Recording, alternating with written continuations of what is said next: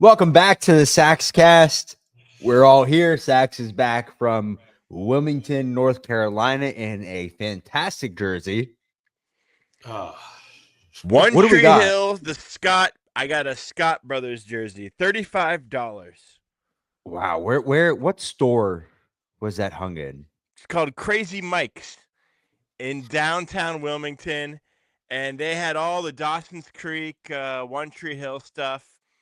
And I just pulled the trigger on it. It kind of looks like, remember that LeBron jersey? Yeah, This is kind of like a low-key a sick jersey. I honestly, when the first time I saw you wear that, I think you posted on Twitter or Instagram. I thought it was a Michael Jordan high school jersey. Yeah, it's like Laney High School that's close to Wilmington, North Carolina.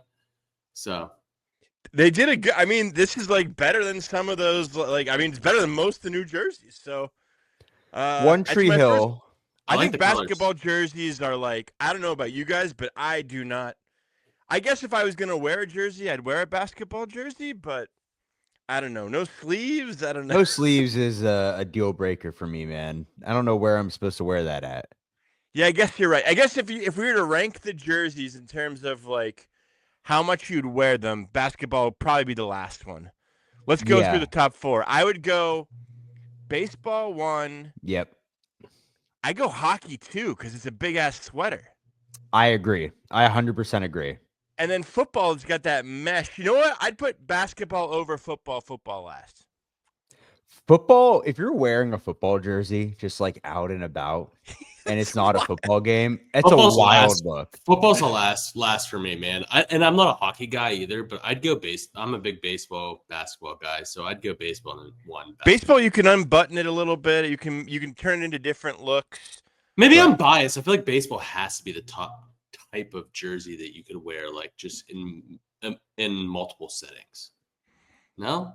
I mean, I think it has to be, right? Like, we live in Pittsburgh, so we're so warped by like people wearing like Steelers jerseys to like the grocery store. But I think football's got to be last. Yeah. I think we're immune to the football just because of how often you see it here. Like, if you go to Giant Eagle, you'll see 3 people wearing a Troy Polamalu jersey. 100%. Easily. If you go to a Pirates game, working at the store, they'll be wearing a Troy Polamalu. Who is that? I thought it was Polamalu. Oh my god! Scott's starting early. 3 minutes in, boys. It's something about the football jersey that is off-putting. Well, they're all various levels of polyester, right? I mean, when you break down a jersey, it's a plastic piece of clothing, and it doesn't feel good on the skin. That's why I'm always team jersey. Like, it doesn't feel good. It's like it doesn't absorb moisture. Jerseys are just, I don't know. I don't get the appeal of wearing them. Not because I like how they look. It's just they're not comfortable. I rarely wear a baseball jersey, even to a baseball game. I think maybe once or twice a year, I've worn like a Kevin Kramer jersey just for the lulz. You know what I mean? Yeah. But other than that, I just, in the summer, I'm like, I'm going to wear a shirt. Like, it's going to be too hot to wear a jersey. Oh, yeah. Yeah. I think the time to wear it is in the spring in Pittsburgh, but also the older I get, though, I just like, the jersey has lost the appeal for me. Yeah, it's like jerseys peak level like 11 to like or like 8 to like 14. Dude, I used to collect NBA jerseys when I was younger. Like, that was like a thing for me. If I went to the mall, I would go to the mall. I hated going to the mall with my parents or with my mom because she would stay. Her and my sister. Mom, buy me a jersey. But if we went to Champs or some jersey, Mom. If we went to Champs or some sports store, every time you went to the mall, you got a jersey. Yeah. Oh, every time. Like, that was her way of bringing me there. I was just I'll get a jersey. I was obsessed with Vince Carter at a young age. Ooh. A lot of the Pistons, like when they were really good in the early 2000s. Oh yeah. I became in love with the Knicks. This is so random. Carmelo Anthony was my favorite player growing up, but Kurt Thomas was my first Knicks jersey. That's like 2006, 2007 Knicks. No one even knows about Kurt Thomas nowadays. He was like an old man. Yeah. Wow. Yeah. Crazy. Yeah. I used to do the same with football jerseys. I wouldn't even really wear them. I would just buy them. And I thought they were cool. I would wear them. I didn't wear them. But my Steelers ones I would wear on like Sundays. But now there's so many cool shirts that you can buy, like vintage now, or just team authenticated shirts that are just nicer than jerseys. Yeah, and That's like people want to give me jerseys. I'm like, don't give me it's not going to be worn. I'm not going to wear it. The Pirates, maybe that custom one. I haven't worn it once. You should just frame that. Yeah, frame it up. But yeah, jerseys, like funny jerseys all day, boys. But I'm back. I'm back with my One Tree Hill jersey on. Real quick, what do you think of this take? Because I heard a friend of my sister's had this take. I don't even know if it was her take. I think it was like a family take where her dad wouldn't let them wear jerseys because he didn't want the name of another man on their back. Oh my Lord. Oh yeah. Yeah. Did you see this on Reddit? Like weird Reddit? No, this is a real life story where he wouldn't let the kids buy or wear jerseys because it was disrespectful to the family name to wear another man's name. This is someone who's very insecure. There's so much like deep rooted like shit in that. Oh yeah.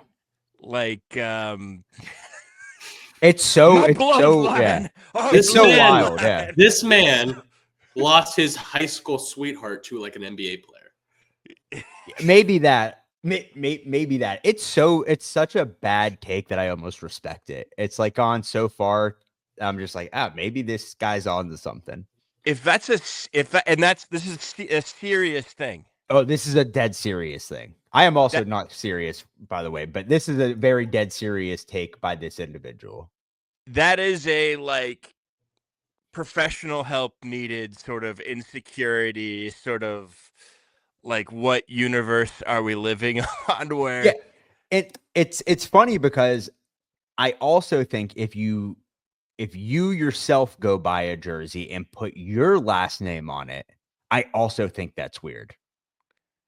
Yeah. I just don't like the look. I don't like the look. I also here's another while we're here and I'm just firing off takes. Damn. I got my boy Adam going. Stop buying City Connect jerseys and putting Clemente's name on it.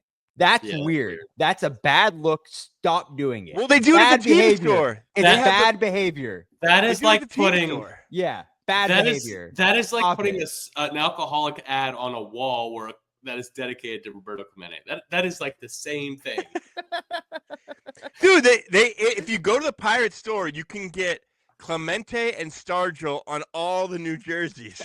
Bad behavior. Stop it right now. That's weird. Enough is enough. We can't keep doing this. Like, if you're putting Clemente over Triolo, you have a problem. I just don't get it. You can also the jerseys from that time, like it's a classic. If you're going to get a Clemente jersey or a Stargell jersey, they have the options. Don't put it on the worst jersey that we have and one that they didn't play it. Bad. You know what? Let me speak to jerseys real quick. When it disintegrates, does a thing in the world disintegrate faster? When when the number on this gets a little crinkle in it or something? Oh, yeah. Isn't that these are like the cheap, they're like the most expensive cheap thing. And when one little nick happens, it's like it's game over. They're ironed on. Dude, yeah. Feel. This one is actually it actually feels pretty good. I mean, I like the look, honestly. I like the look. Is that what they wore in the show? I don't know. Probably. I mean, I'm going to assume so, yeah. That's a game-worn jersey. Like Chad Michael Murray. I'm going to look it up. Jersey culture, I mean, yeah, not for me. But jerseys, I'm all for it. We also have a team that, we're big fans of a team that you don't really want to show pride in, It's like we're all wearing a Pirates hat right now. I know. All we do all the time. My whole look is I don't go a single day on this earth without wearing some sort of Pirates memorabilia, Pirates something. So it's like I don't need a jersey. I already got all my other stuff is Pirates. So for what it's worth, Sax, I looked up One Tree Hill basketball. That is a spitting image of what they wore. So congratulations, my guy. Yeah, $35. And I walked into the place and I bought it and I wore it in the store, and I asked the lady if anybody ever wears the jersey right out of the store. She said no. Well, let me change that. Let me be the first. I did. Just put it on right away. Hold on real quick. Yeah, I put it on. And I just left. I actually have a video of me asking her that, and I'll do something with the video. I'm working on something right now. But what's the KS stand for? I don't know. It's like, did someone die in the show? And it's like because KS isn't a brand. I don't know. Likely refers to Keith Scott, a major character who played a significant role in Luka's basketball career. Does he die? It doesn't. I feel like spoiler that would be in like the first sentence. Yeah, if you don't want to hear a spoiler on One Tree Hill. No, keep listening to the show though. Don't keep the retention. But yeah, I was in Wilmington for the week, and that is where One Tree Hill is shot. Where I don't know about you guys, I haven't seen a second of that show. No. Have you guys? Did you guys watch any CW shows or? Weirdly or oddly enough, when I was younger, people would tell me that if I had lighter hair, that I would look like Chad Michael Murray. They used to get that comp a lot, which is so weird. Wow, yeah. I don't know if that's a brag. It's not a brag. I don't see it at all, but I got that a lot. And they're like, you gotta watch One Tree Hill. No. I haven't seen a single CW show. No. So Wilmington. So basically, the creator. I think I talked about this earlier. The creator of the show wanted to choose a town in America that wouldn't like totally fuck up the young kids on the show. So I guess that's why he chose Wilmington. Probably they got a tax break too, let's be honest. Yeah. But and they are so oddly like proud of this show. I mean, I guess they should be. It like gave jobs and like it was like an economic boon for like 9 years. They're so proud of this show. There's so many like plaques and tourist maps about a CW show. Like on this bench, the iconic scene from this CW show was shot. And then they have like these maps. You go and walk around the town, and it's like there's like the cast hung out here while they were shooting a car crash scene on the street. It's like they're marking like places where the cast just hung out while they were shooting a scene. It's like, it's so sweet. I love that so much. They're so proud of One Tree Hill. I mean, there's other stuff that's filmed there too. Like Cape Fear is a big movie that was filmed there, right? I don't know. Probably. Yeah. It's called Cape Fear, but I think because the show was there for so long, it became an integral part of the community. Sure. And everywhere I walked, there's like graffiti written on the walls, like doing One Tree Hill quotes and stuff. And I mean, it just shows you how, like, I don't know, just this CW show just took over this town, and it's like it's One Tree Hill paradise over there. I just want to go back on what I said earlier because we're all about fact checking here. I have watched multiple CW shows apparently. Can you guys guess which ones they are? You'll never get it. Give me I bet The Flash. Nope. It's old, man. Came out in 2004. Give me the first letter. Blue Mountain State. Key. Blue Mountain State. No. The first letter is Key? Key. T as in Tom. Is Key a letter? Key. Key? You're saying Key. Oh my God. Key? It's a Pam situation. You're saying, are you saying T or Key? T. Fuck off. T's not a letter. I don't. What's the first letter? T. Oh, T. T. Oh my God. You'll never get it. All-time low moment. I don't know. I give up. What is it? The Biggest Loser. Oh. You guys remember that? that? That started on NBC. No, that says CW. I think that transferred over to CW after. Ooh. Oh, you're right. Oh, okay. Get an apology. Idiot. Yeah, it was on NBC for a little bit. And then... I haven't watched anything on here. I'm looking into I didn't grow up with cable, so our rabbit ears, I had rabbit ear TV growing up, which you guys probably don't know nothing about. Yeah, the antennas. Yep, and we didn't get the CW, so I never watched a single second of that show. Degrassi, Is that a CW show? That's a Canadian show that was syndicated on Noggin. Oh, Drake's in that, isn't he? Yep. Adam's having I Just Ate minor. Chipotle episode. All right. Well, anything else we want to talk about One Tree Hill? I haven't seen a second of it. I couldn't tell you what it's about. No, it's just. But I was thinking, like, Pittsburgh doesn't have a TV show really that's the equivalent of that. Like, if you were to come to Pittsburgh, there's TV shows that are shot here, like I guess new ones like The Pit and like Mayor of Easton, but there's no real like show that was shot here that has a similar lore that I can think of. Mr. Rogers, I guess. Mr. Rogers' Neighborhood. Yeah. Wait, there has to be something else. I feel like Pittsburgh has become more and more a film haven. Definitely film. Yeah. Yeah, film. Yeah, I'm looking through some trailers. Yeah. No. Yeah, I don't know. It was interesting. It was interesting how one TV show can change the culture of a town, literally tourism. But so that's all I got. The Wire with Baltimore.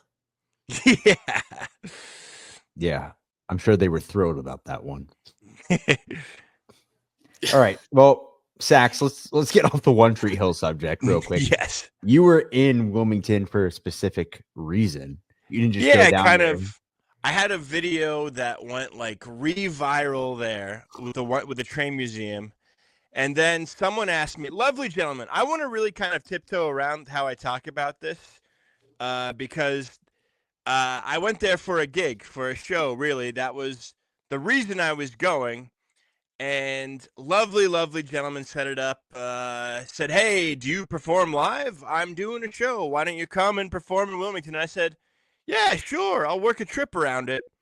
Booked the Airbnb, the flight, and around the trip. Again, lovely gentleman. I love the guy. And I don't want to speak too ill, you know what I mean? But what's his first and last name? I'm not going to say that. I really do. He meant well, and he worked his ass off. He promoted the show. And we're like, it's like 30 minutes to the show. There's nobody at the show.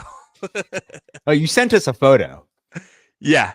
There's literally nobody at the show except for the person who made the video of the Model Train Store song for the Wilmington Museum.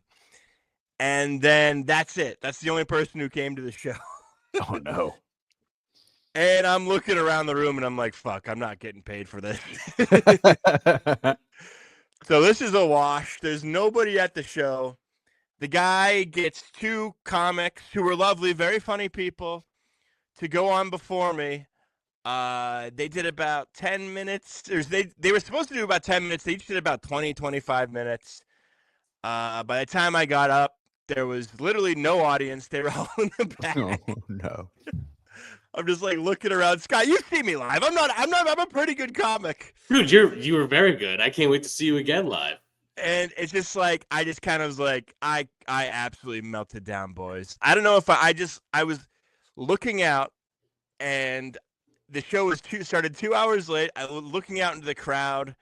There's not a soul there. They're all in the back, like ordering drinks. No one's listening. I knew I wasn't going to get paid. And I just kind of like, my brain just like shut off. I feel bad. Like part of me was like, you gotta do the show, kid. Do the, But I was like, no, fuck this.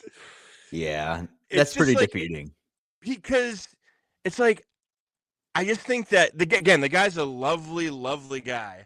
I don't know if it was like, if he was expecting like my account to get people into the show, but I haven't done any Wilmington videos. So like people in Wilmington don't know who I am. Right. And then he did a hell of a job promoting it. Just, I guess he said Wilmington's a weird place. Like sometimes they just don't show up. And it's like the people that were there, I had just talked to for 2 hours. So it's like, no, I got to perform to these like two people, my comedy act. And I felt bad. I did about like 10 minutes and I just like, I got to get the fuck out of here. So it was a bummer, but it was a great learning experience, man. I really did learn about it. I feel like every comic probably has a story like this. I feel like I could have told this in a lot more different ways, but I just went the nice route with it because I liked everybody that was there. Everybody was super nice. And just somewhere along the line, there weren't securities in place. I don't have a following, and I keep on going back to, should I have tried to like just, give it the juice and not abandon the show? And I don't know. I just was like, I'm fine with the fact that I just bombed and nailed it in and stopped after 10 minutes. Did you go with like start with your normal set, or did you pivot? I basically, when I walked on the stage, there was literally nobody sitting in the crowd. They're all in the back. They're all in the back, either closing out to leave or getting drinks. And I started with some light crowd work. Everybody literally no response. I'm trying to be nice. It was so bad. It was literally like hell. It's like when you have. You said no response. Of course, there's no response. When you say crowd work with no one there. No one there. I know I'm getting no money. I do some riff about. There was like a gas station down the street that looked like it was like from the movie Cars, and I said that no laughs. Oh no! You know why I got no laughs? Because the person I told it to, the audience, I'd already told that to them. Because I was talking to them for 2 fucking hours. Oh man! You gotta laugh about it. Oh man! Do you record yourself when you go up? Do you have something? That one I didn't record. No, because I kind of had an inkling. I wasn't even gonna do music. I had music stuff prepared, but I'm like, if I'm not gonna get any effing, I wish I didn't even go up. To be honest, I mean, no one wanted to see me. There was no one to see me. Yeah, yeah, I get it. What kind of venue was this? Was it like a bar? Was it like a? It was a hookah, taco, beer restaurant. All your favorite things. Yeah, I mean, again, lovely people, nice place. It's just like it's hard to do comedy when there's nobody in the audience except for. It's just kind of like, but the nice thing about it is, I don't know. You just kind of recalibrate your system, and the world goes on. The guy was apologetic. I told him, don't pay me any money. Don't worry about it. And so, yeah, it was a lesson. So you didn't get paid at all? Nothing. And then when I'm leaving Wilmington, my flight got delayed. Oh man! So I had to stay over in Wilmington another night. So I had to spend another night at a hotel. Oh, so you lost money? Oh, I lost a lot of money. You lost. You're laughing about it right now. You're like, I lost so much money on this trip. And the whole point was I went there because I thought it would cover the cost of at least the travel. No, I ended up losing double the travel. Oh no! Well, you live and you learn. Well, I don't even know if there really is a learning experience here. There's a definite learning experience. I think I have to be more.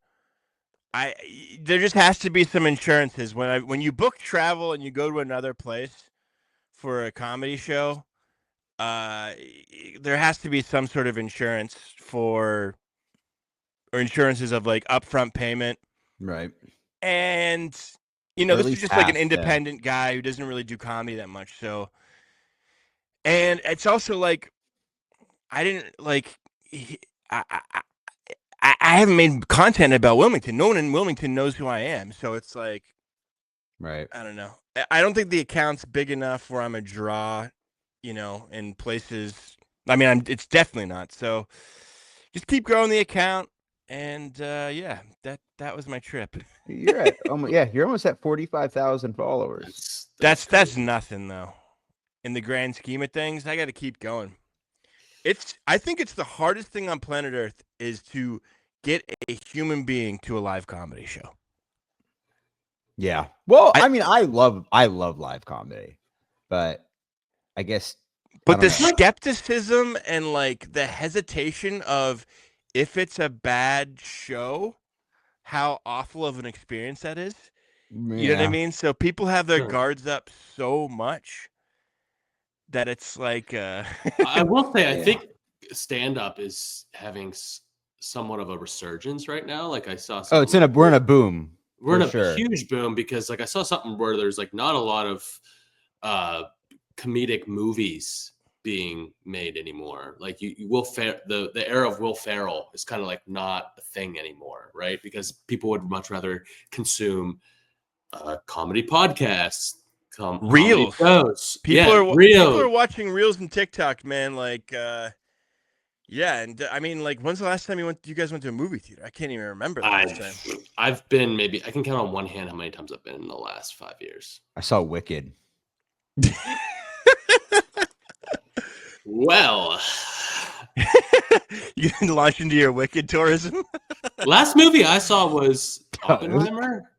I saw Oppenheimer on a plane. Yeah. Yeah. What's up with I had no interest in seeing that movie, but yet all the bros saw it. What? Wicked I wouldn't see it again. Oppenheimer. I wouldn't see it again. I mean, I didn't care for it. It was fine. It was fine. Like, why are all these? But it's like it's just like it's a true story, right? It's like not a documentary, but like it's yeah. It's cool. It's by the Dark Knight guy. Yeah.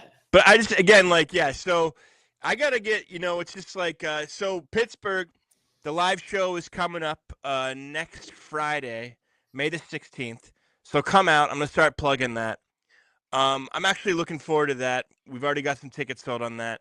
We'll be there. But, yeah, it's just, the account's got to keep growing, keep moving, keep shaking, keep building. Where's the show at? It's at Penn Brewery on Friday, May 16th. And, yeah, hope to see you there. Is Chris... Yep, our friend Chris is going to be there. My friend Jared Helfer, my old open mic buddy from New York, Ronnie Fleming, who lives in town.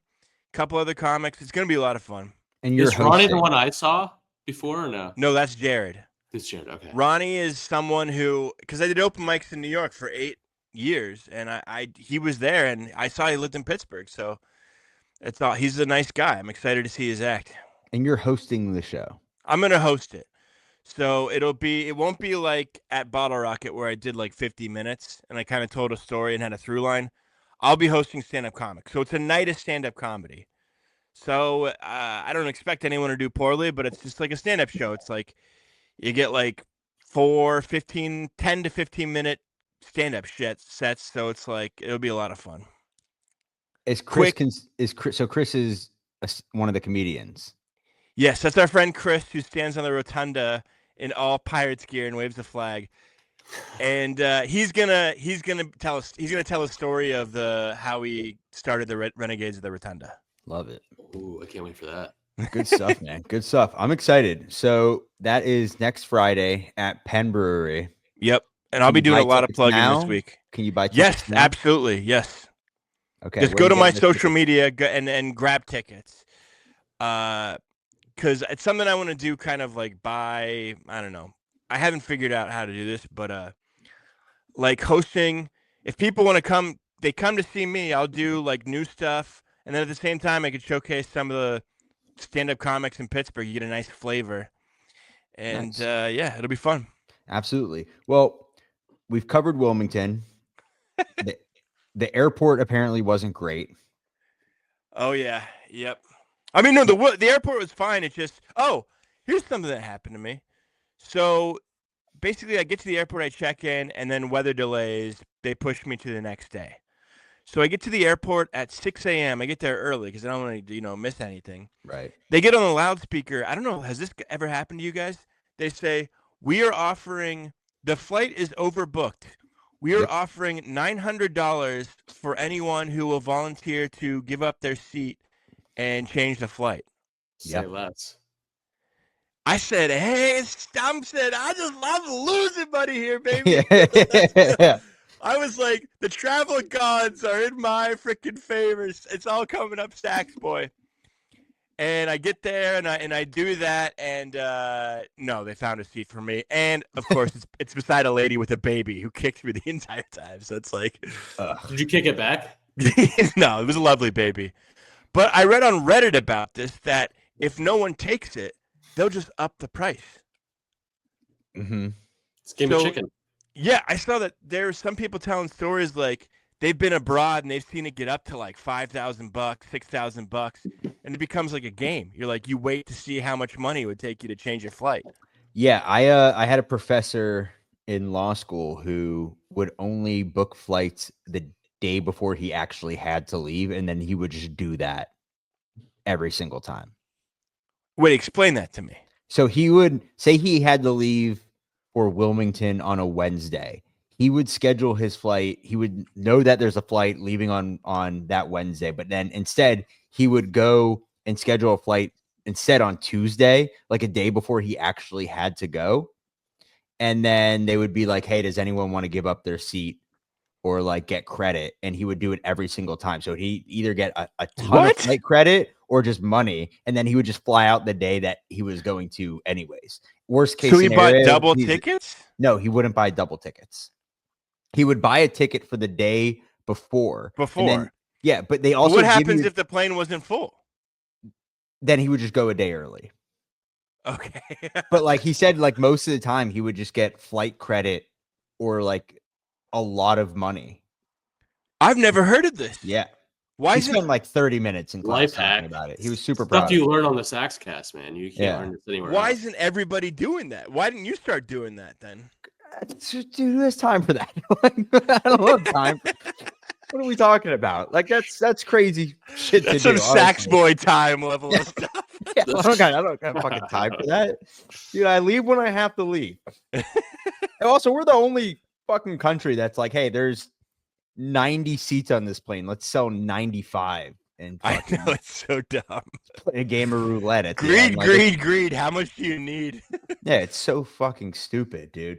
Well, let's go. I know Scott wanted a little segment here. Oh God. Oh boy, Italian. So corner.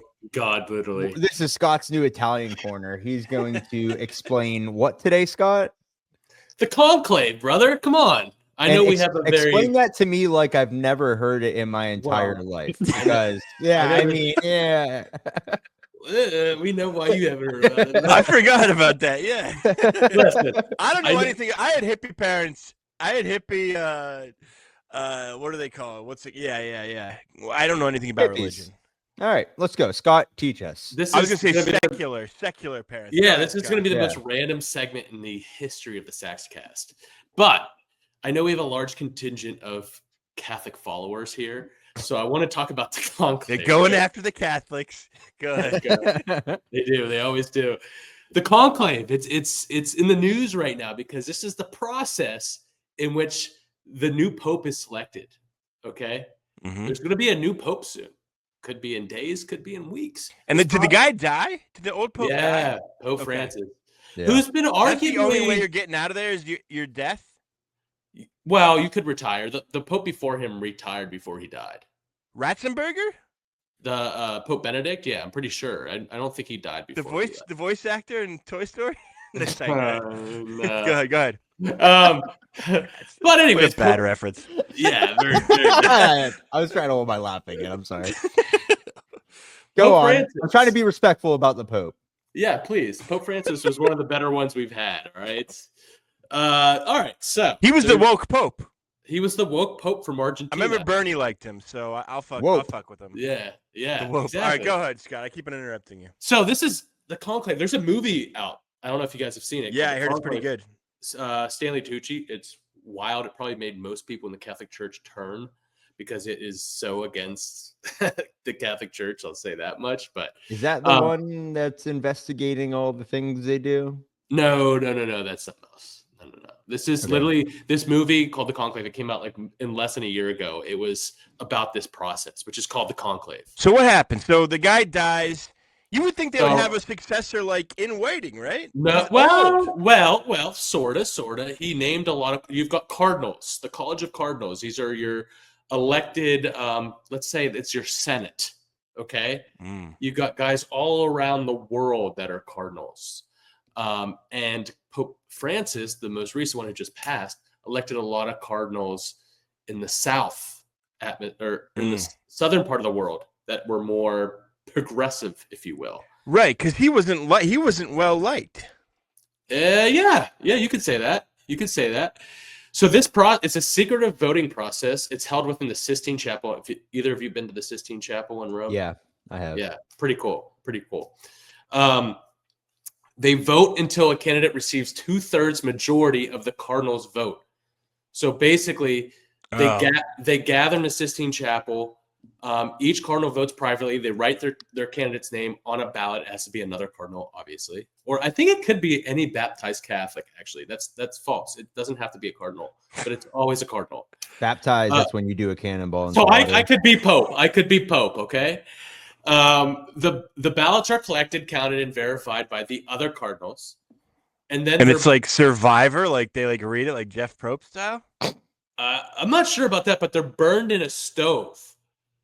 If it's white smoke coming out, that indicates a successful election and a new pope has been elected. If there's black smoke, that is less than 2/3 of vote, so that's a failed vote, and they keep going until that process gets to 2/3 of a vote. So have they found the new pope yet? No, this process just started. These gossiping. Yeah. It could last a while, from my understanding. It doesn't happen every day, right? So is there like betting odds? Who are the favorites? So this is why I kind of want to talk about this, because there's a couple guys here, okay? But one name, there's an Italian cardinal named Cardinal Pizzaballa. That name just is electric. Pizzaballa. He needs to be in the next one. But they don't go by that name, right? That's their actual name. Like, I'm pretty sure the Pope Francis was Jorge Bergoglio or something like that. I think it was Jorge. But he went by Pope Francis. You pick a saint's name. Oh, that stinks. So, yeah, you have to pick a name, and that name is... What's the funniest name of a saint? Pope Innocent, I think, is one. Oh, hell yeah. Yeah. But, yeah. There's 20 saints? Give me some saint names. Michael is my confirmation saint. Francis of Assisi, yeah. Damien. Damien, that's Milwaukee, cool. Milwaukee? Yeah, Damien of Milwaukee. There's Catherine, we know that. Catherine of Drexel, Rose. I didn't know there's lady saints. John Newman, Elizabeth Ann Seton. I don't even know if this is a real list I'm looking at. I'm the wrong person to be asking here. Yeah. List of 20. Do a Pope name generator. Pope name generator. Well, that's exciting. Are you like glued to the news, Scott? Is like your mom? You? My mom definitely is. She was so sad when the Pope died. But so she liked the Wope. She really threw a wrench in her day-to-day living. Yes, it did. I went to the Vatican last year too. It was pretty cool. I didn't get my sister when she studied abroad in Rome. She actually got really close. She has a picture of like the Pope riding through like the Vatican. Like she was like really close to him. It was pretty cool.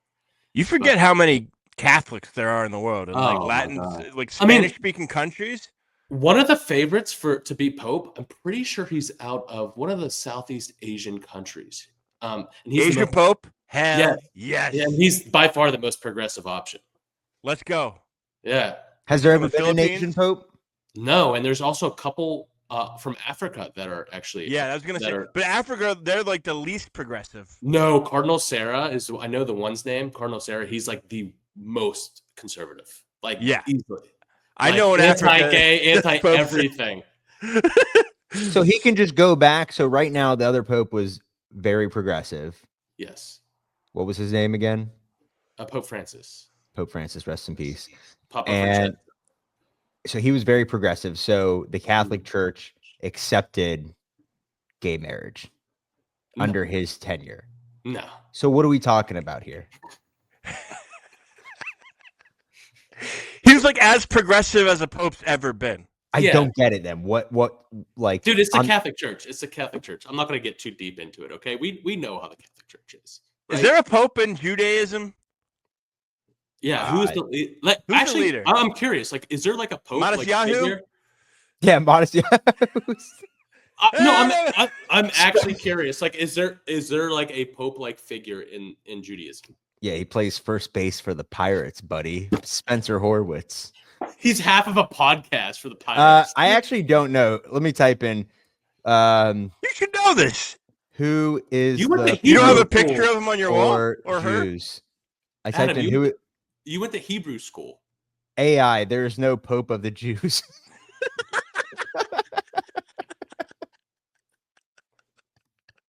We're getting way too religious this episode.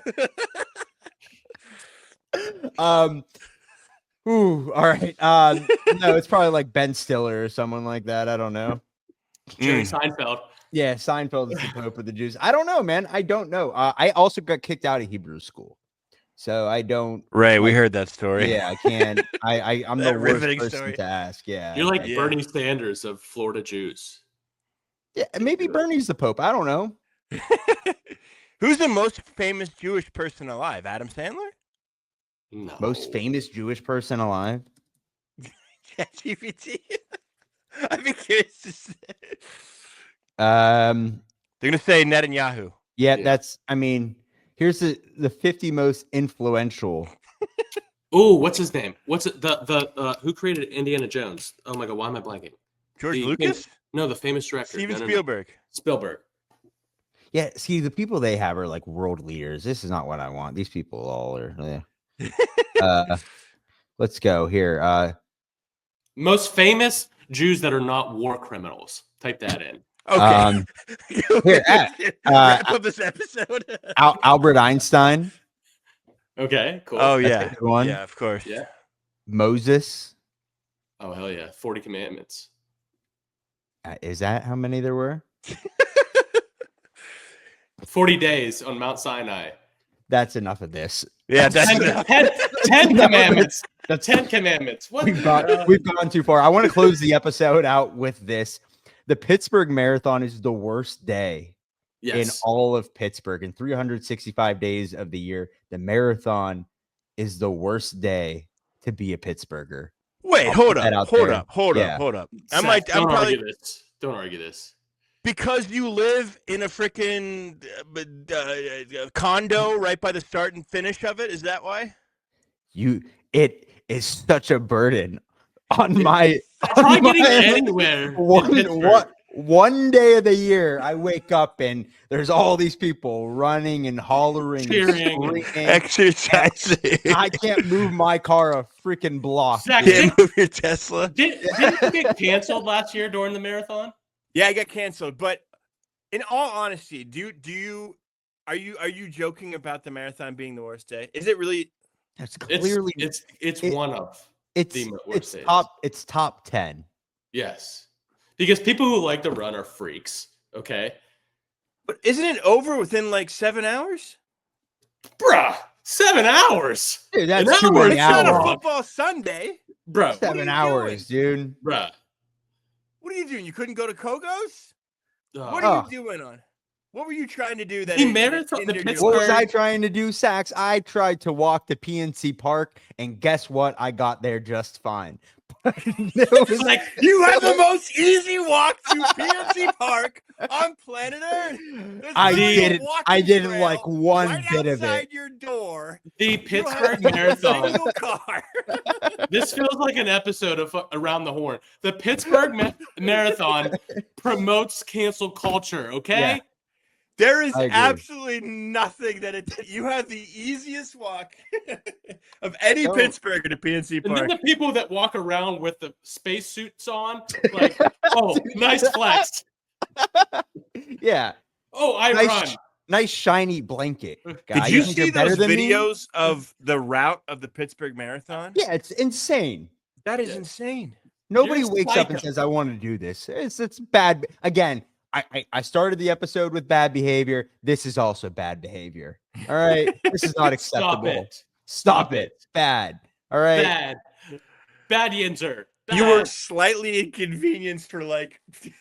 Don't make me feel bad about what I do on a Sunday while you are out there running a billion miles. It just makes you feel bad about your physical fitness. I'm fine with my physical fitness. I'm happy in the body that I am. I get my steps in every day going to and from PNC Park watching a below average baseball team. Thank you very much. Should we end on that a little bit? My God. Yeah, I mean, we can talk about it briefly. The Pirates. What do you guys bad. talk about on your podcast? The team is so bad. It's more of like a therapy session. Right. Right. You just say, "Oh, it's bad," and you go, "Oh yeah, it's bad." Okay, like see you next time. Actually, the What's positive good? episodes. Everything's bad. The positive episodes have been the additional one we added every week. It's on Monday. It's our minor league. Yeah, the minor leagues. Yeah, and we're getting minor league interviews every week of prospects, and the minor league affiliates are doing pretty well. Or you don't care about record down at those levels, right. But they're doing pretty well, and there's some excitement at each level, I would say. So, but hasn't there been that the last 6 years of this freaking? No. Well, yes and no. But like last year, like Altoona might have been the worst minor league team in all of minor league baseball. Yeah. I don't know. I mean, it's May 6th, and it's just we're the third worst team in the league. Yeah. I haven't watched a full baseball game in probably since I went to one last week. Like I just don't even watch it anymore. May 6th, we have Paul Skeens, arguably the best pitcher on planet Earth, and they can't even win half of the games that he plays. So God bless you guys. It's bad. Are you guys glad you have the Sax Cast in your life? Yes. Yeah, this is nice. Something else. It's gotten to the point where Pittsburgh radio is asking if Paul Skeens needs to be better. That's where it's gotten. So I'm gonna end my Pirates discussion there. The Pirates play in like 8 minutes. I don't know if there's anything else you guys want to talk about. Good. No, go follow Saxboy Billy 18. Subscribe on YouTube. Go follow the Saxcast on all social media, and then May 16th, come out to the live show, Pittsburgh. Absolutely. Yeah, and Sax, where can you get the tickets? Penn Brewery. And I'll put them on my Instagram and TikTok and all that stuff. And you'll be seeing some posts from me soon. Let's get it out. Let's get it out there. Beautiful. All right, guys. Until next time. See you later. See you.